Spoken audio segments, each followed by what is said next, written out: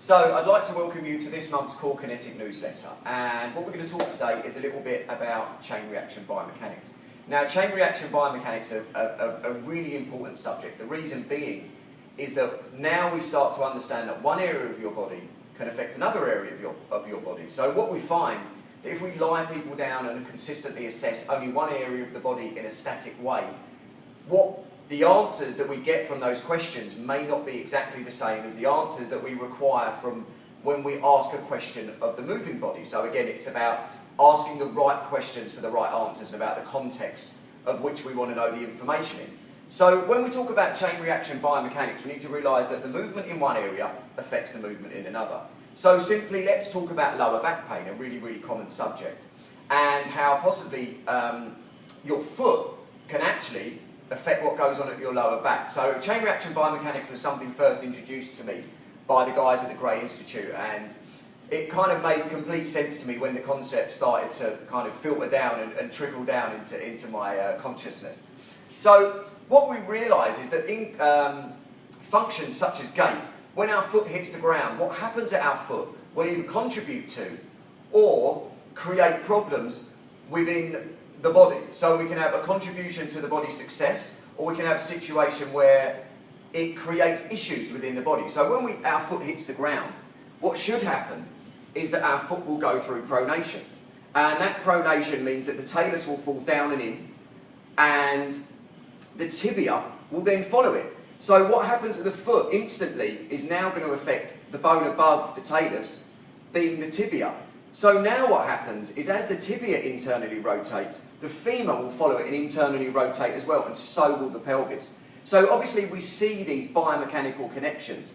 Now, if the foot was to overpronate and the tibia was to be accelerated in terms of force, now we get into a situation where that force can now be transferred up into the knee and up into the lower back. We know that we need some internal rotation to happen at the knee to create flexion. Simply, we need to have some lateral rotation in terms of the femur and internal rotation in terms of the tibia to create an unlocking of the condyles to allow them to go into flexion. So we know that we need pronation simply to create good shock absorption in the gait cycle. So instantly that shows a connection between your foot and your knee. Now, going beyond that, what happens if the foot doesn't do what we want it to do in terms of pronating? If it doesn't pronate, what that means is that now the knee won't unlock and it won't absorb the shock in the same way, and that shock has to be transferred higher up the chain. The force never changes. You know, what happens when gravity, momentum and ground reaction grab us and force us into the ground won't change. How our body deals with this force and dissipates this force is going to be the kind of defining factor whether we're successful and whether we remain pain-free. So if the foot doesn't go through pronation, that would be one example. Now, another example of what may happen is if the foot goes through too much motion, and this is something we see quite a lot of, that actually the foot goes through too much pronation, and some people have described that as too much of a good thing. Obviously, we need pronation. Pronation is a chain reaction starter, if you like, to allow the rest of the actions and the chain reaction biomechanics to happen in the body. But if we get too much of this good thing, actually now we're creating more force for the body to deal with. We're going to accelerate the internal rotation of the tibia. We're going to accelerate the internal rotation of the femur. We're going to accelerate the rotation of the pelvis. Now we know that if we have too much rotation of the pelvis, that may cause us problems around the SI joint, for example.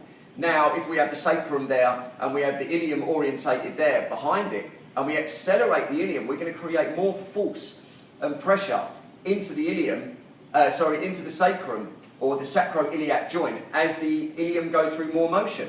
On the opposite side, slightly higher, where we start to have the facet joints of the lumbar spine, which are orientated slightly differently, so that we have the inferior facet there and the superior facet above it, but also posterior to it, that actually now as we create more rotation of the pelvis, it's actually now going to jam up into the inferior section of the superior facet.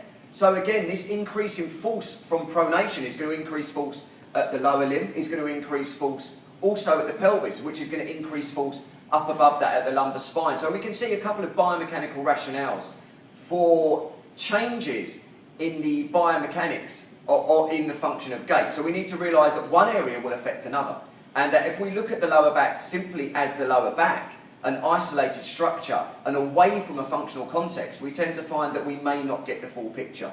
Now, we realise at Cor-Kinetic that pain isn't based solely around a biomechanical or a structural principle. There's many, many factors.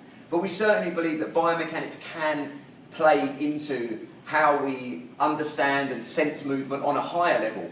And while we don't believe it's the only way to think about the body, we certainly believe it has a very much an effect. And this is something that we kind of teach and like to educate about within our courses, talking about chain reaction biomechanics and also how to understand the body on a more integrated basis. Integration would be one of our principles of functional movement within the body.